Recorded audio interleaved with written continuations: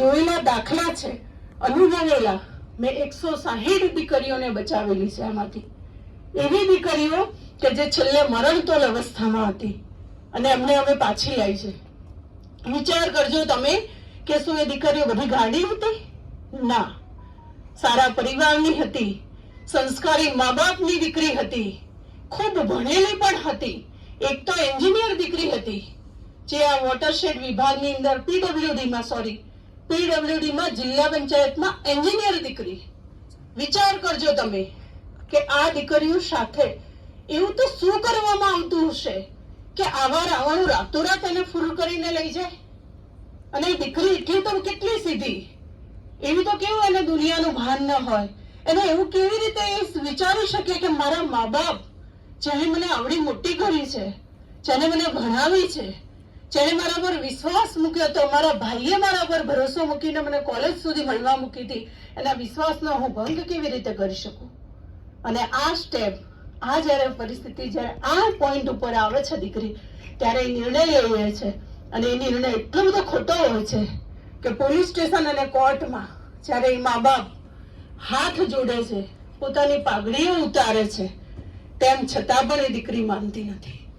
અને એવું કહે છે, જેમ હમણાં કાયદાની આગળ પેલા પીએસઆઈ મેડમે વાત કરી કે કાયદો કહે છે કે પુખ્ત વયનો છોકરો કે છોકરી લગ્ન કરી શકે છે. હું પણ કાયદો બનાવું છું. મને પણ ખબર છે કે 18 અને 21 વર્ષનો પુખ્ત વયનો સ્ત્રી અને પુરુષ પોતાનો લગ્ન જીવન, પોતાનો જીવન સાથી પસંદ કરી શકે છે. પણ હું તમને એક બીજી વાત એડ કરું છું કે તમારા મા બાપ એટલે કે તમારી માં કદાચ બજારમાં જાય છે શાકભાજી લેવા માટે. સારી શાકભાજી લાવે ને માં, મમ્મી લાવે છે ને બધાને. શું કરે? શું કરે? કચરા વાળું શાકભાજી લાવે. બટાકા પડ્યા હોય તેમાંથી જોવે કે કેવા છે બટાકા, જોવે ને. સડેલા લાવે છે? નથી લાવતી. સરસ જોઈને લાવે. એકાદું કાણું હોય તો પાછું મૂકી દે છે. જોયું છે તમે બધાએ. તો વિચાર કરજો મારી વાહલી દીકરીઓ, આ વાત ઉપર ગૌર કરજો. મને ફરીથી સાંભળજો, ફરીથી વિચારજો આ વિષય ઉપર કે જો તમારી માં એક બટાકું પણ બજારમાંથી સડેલું ન લાવતી હોય, શાકભાજી જો લેવા જાય અને જોઈને વિચારીને લાવતી હોય, તમારા પિતાજી, તમારા બાપ જયારે માર્કેટમાં જાય, મારી દીકરી માટે આવી ખાવાની એની મન ભાવતી વસ્તુ લઈ આવું, અને એ પણ સારી ક્વોલિટીની. 4 પ્રકારની ક્વોલિટી મીઠાઈની બતાવવામાં આવે તો ઉચ્ચમાં ઊંચી ક્વોલિટીનું ખાવાનું તમારા માટે લાવશે કે મારી દીકરી માટે હું આ લઈશ. તો વિચાર કરજો મારી બહેનો કે તમારા મા બાપ તમારા માટે જે જીવન સાથી જોશે એ કેટલો સરસ હશે, કેટલો સરસ હશે. વિચાર કરજો, આ વાત ઉપર બિલકુલ ગૌર કરજો કે કેટલો સરસ સોચશે કે મારી દીકરીને માટે એનો વર કેવો અમે પસંદ કરી. સારામાં સારું શ્રેષ્ઠ પાત્ર એ 50 ગામોમાં આજુબાજુ પૂછશે, 10 ઘરને પાણી પીશે, 1000 લોકોના અભિપ્રાય લેશે, ત્યારબાદ તમારા માટે એક સારું પરિવાર અને સારો વર પસંદ કરશે. તો તમે કેમ ઉતાવળા થાવ છો તમારા વિદ્યાર્થી જીવનની અંદર કે જ્યાં તમારે કારકિર્દી બનાવવાની હોય, જ્યાં તમારે કોઈ સ્ટેજ પ્રાપ્ત કરવાનું હોય, ત્યારે આપણે કેમ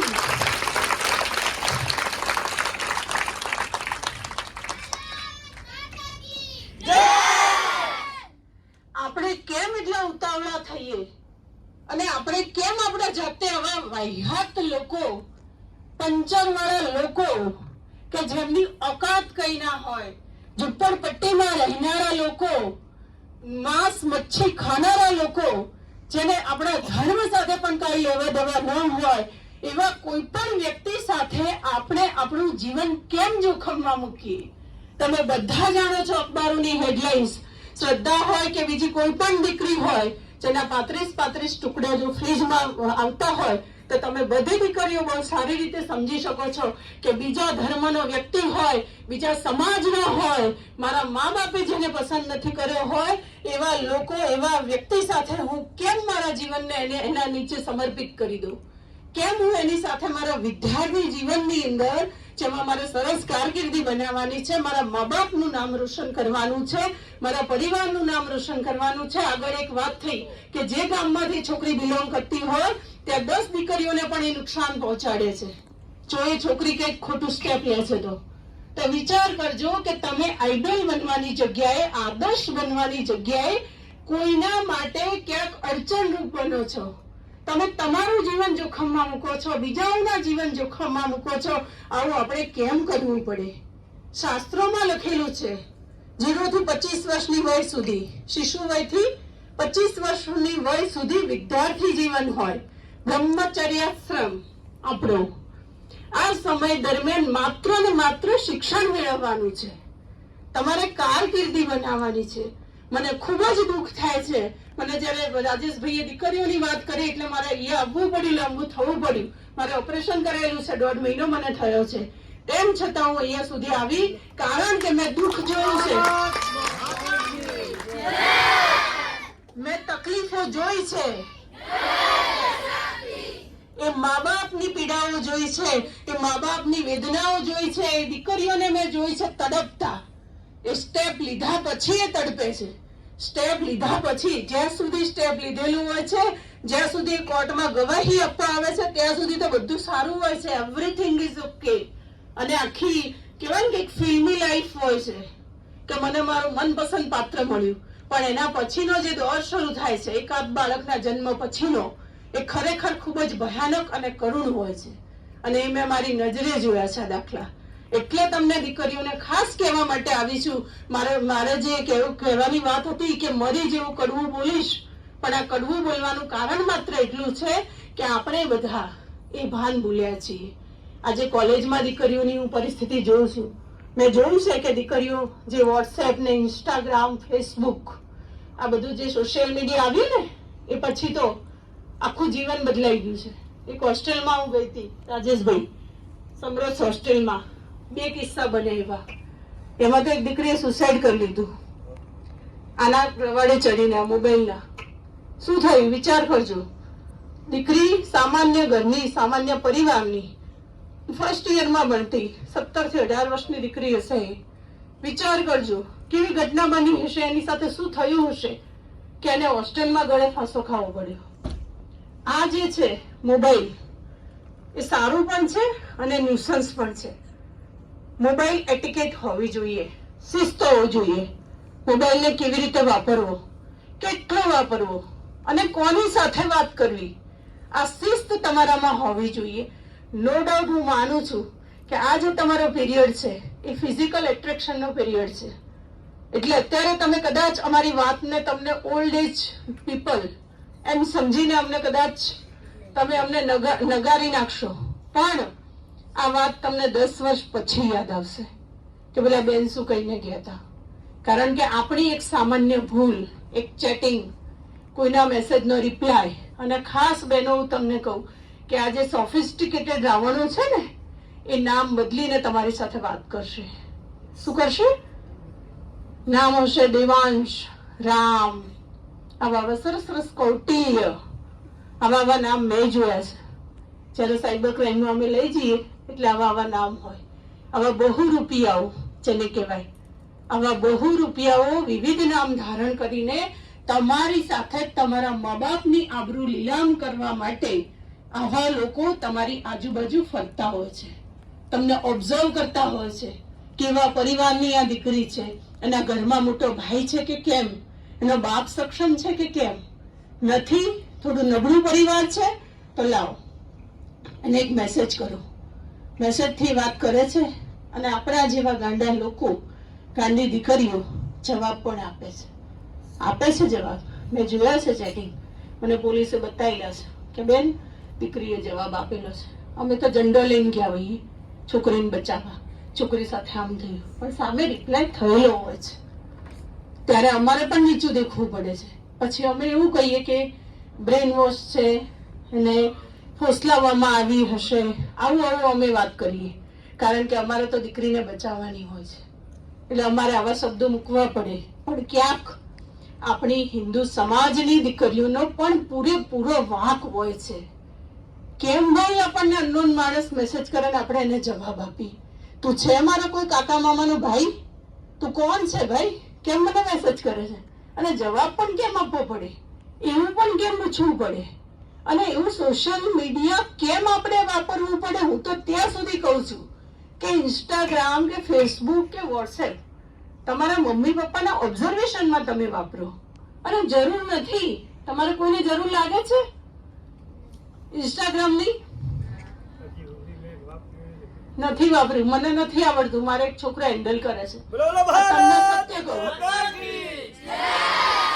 અહીંથી સ્ટેજ ઉપરથી ઉભા રહીને તમને સત્ય કહું, વિષ્ણુ દેસાઈ કરીને છોકરો મારું બધું હેન્ડલ કરે છે. મને નથી ખબર પડતી, મને નથી આવડતું. શું હું શીખી ના શકું? હું ડોક્ટર છું, શીખી ના શકું? ઇન્સ્ટાગ્રામ મારે શીખવું હોય, ચેટિંગ કરવું હોય તો કરી શકું. મને નથી ખબર પડતી ભાઈ. મારે શું જરૂર છે? કેમ કોની જોડે મારે વાત કરવી હોય? મારા પરિવારના લોકો એટલા બધા છે કે હું એમની સાથે મારા આત્મીય સંબંધો છે. મારો ઘરવાળો, મારી સાસુ, મારો ભાઈ, મારી ભાભી, મારા જેઠ જેઠાણીના છોકરાઓ આવડા છે. શું એમની જોડે હું રૂબરૂ વાત ના કરી શકું? એમની સાથે હું ના રહી શકું? કે મારા અનનોન કાલ્પનિક લોકો સાથે હું ચેટિંગ કરું, જે લોકો સાથે મારે કોઈ લેવા દેવા જ નથી? કેમ રાખવું પડે ભાઈ આપણે ઇન્સ્ટાગ્રામ, ફેસબુક? તમે હજી અભ્યાસકાળમાં છો, તમારું વિદ્યાર્થી જીવન ચાલી રહ્યું છે. ભણો, તમે ગૂગલ ઉપર સર્ચ કરો. હાલમાં જે બધું કહ્યું ને થોડા સમય પહેલા અગાઉ તમને, કે ગૂગલ ઉપર સર્ચ કરો. સંજયભાઈએ કદાચ કહ્યું કે આટલા બધા તમે નામ બધા એમણે જે કહ્યા એવા બધા નામ સર્ચ કરો. તમે તમારા નોલેજ માટે એનો ઉપયોગ કરો, ઇન્સ્ટાગ્રામમાં રીલ જોવા માટે નહીં. અરે મેં તો ઘણી દીકરીઓને જોઈ છે અર્ધનગ્ન અવસ્થામાં રીલ બનાવતા ભાઈ. અને આ સૌથી કરુણ ઘટના છે, પોતાનું અંગ પ્રદર્શન કરીને લાઇક્સ મેળવવા માટે. ખાલી શું કે મને લાઇક્સ મળે, મને કેટલી લાઇક્સ મળે છે એમાં એ પ્રાઉડ ફીલ કરે છે. એના કરતા તમે સારા કામો કરીને તમારા મા બાપને પ્રાઉડ ફીલ કરાવો.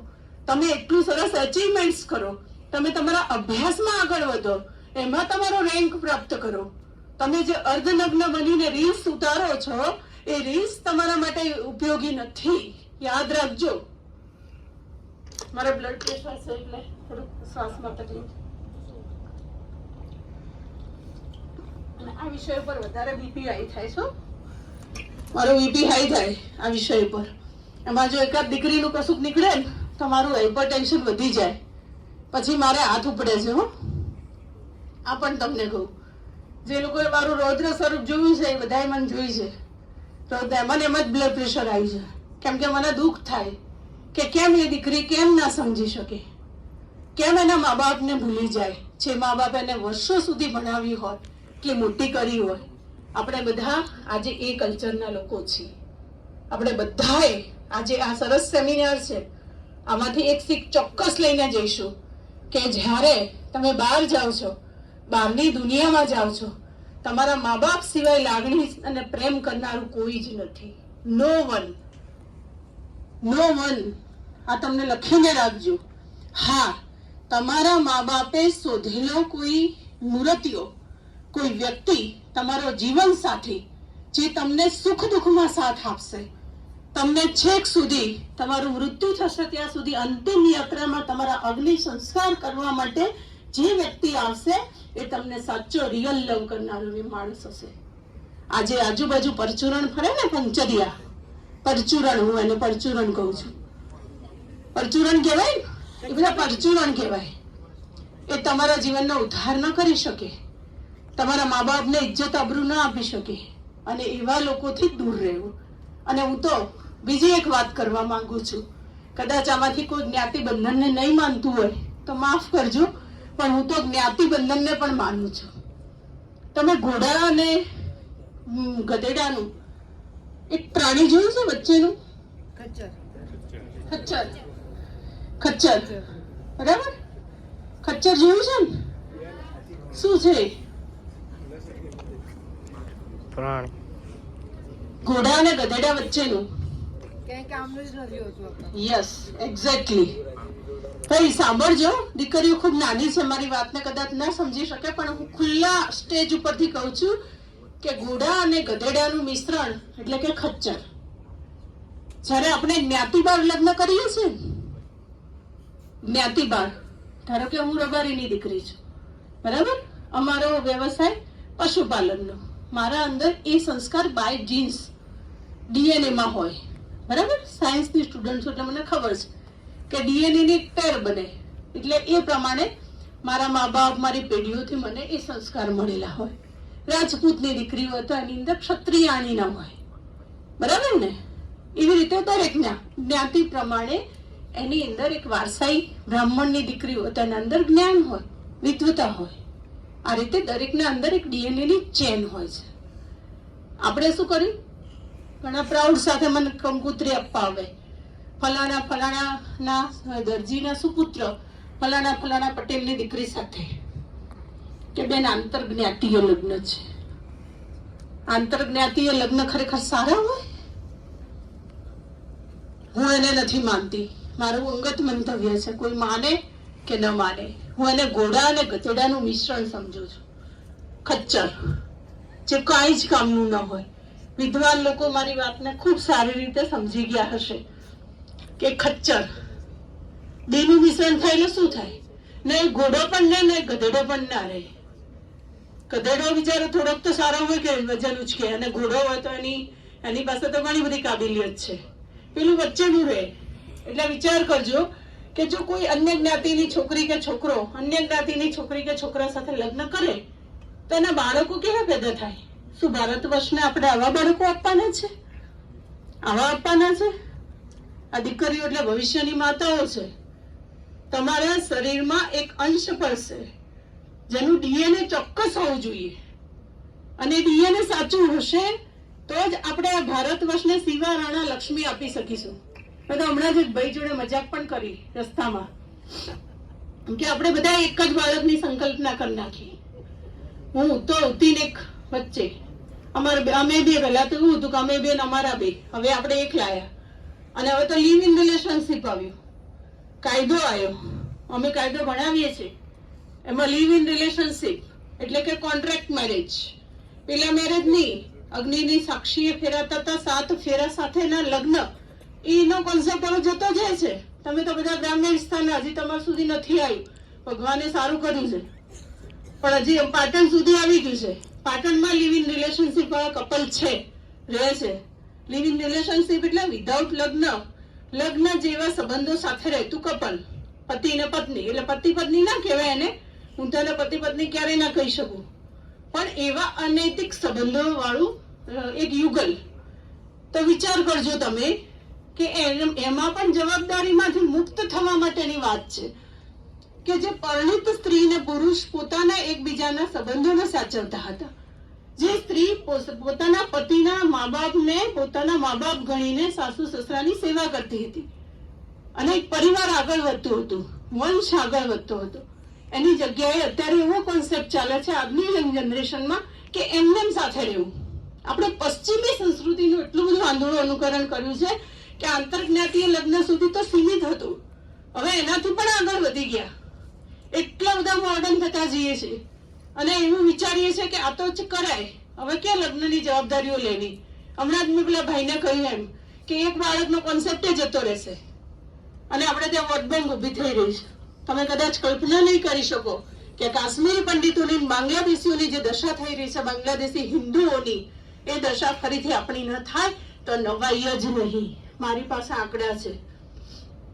2027માં હાલ એમની વિધર્મીઓની 15 થી 17 વર્ષના યુવાન છોકરાઓની એક આખી વોટ બેંક છે, અને 2030માં 18 વર્ષ થશે એટલે વોટનો અધિકાર આપશે એમને. એટલે ફરીથી આપણે 60-40માં આવી જઈશું. અત્યારે આપણે 60%માં છીએ, સામે 40%. ફરીથી આપણે 40માં આવીશું, 60માં જશે. વોટ બેંક એમની છે. સત્તા કોની આવે? જેની વોટ બેંક હોય એની સત્તા આવશે. તો પછી શું થશે? કે છે ને ઓવૈસી કે મોદી ચલે જાएंगे, योगी मठ में जाएंगे, तुम्हारी क्या दशा होगी हिंदू. कैसे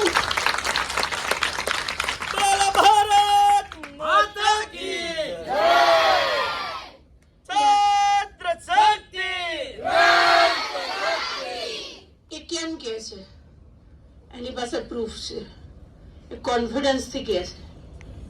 તમને કદાચ કલ્પના પણ નહીં હોય, આપણે હજી પણ ઊંઘીએ છીએ, આપણે હજી પણ બધાને ઉઠાડીને લાવવા પડે છે.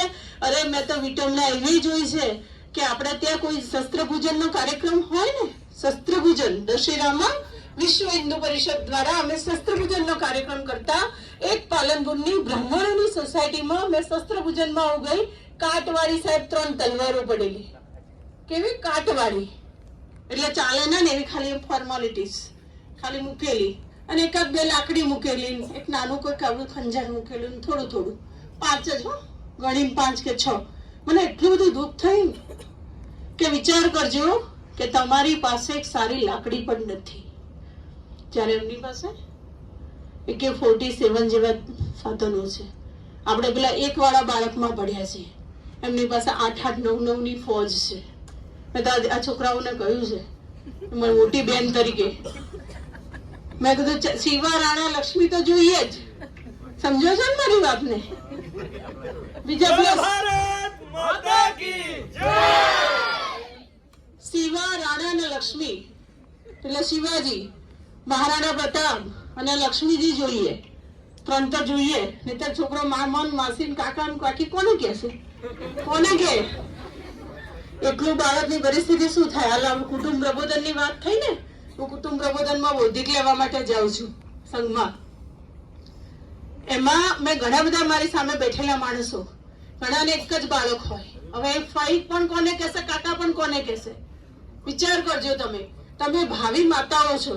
એટલે દરેક દીકરીને હું કહું છું કે ભવિષ્યમાં જ્યારે તમારા લગ્ન થાય, તમારે જ્યારે પારિવારિક જવાબદારીઓ આવે, તો શિવા રાણા લક્ષ્મીનો કોન્સેપ્ટ રાખજો. રાખશો? હા બોલો. હા બોલો. તો શિવા રાણા લક્ષ્મી તો ફાઇનલ. વધારાના બીજા આવશે ગિફ્ટ, ગોડ ગિફ્ટ આપણે લેવાનું, ભગવાન રામની કૃપા. હા, આપણે કહી શકીએ કે ભગવાન રામની કૃપા અમારે ભગવાને ખૂબ આપી છે, આપણે આપે જવાનું, એમાં કઈ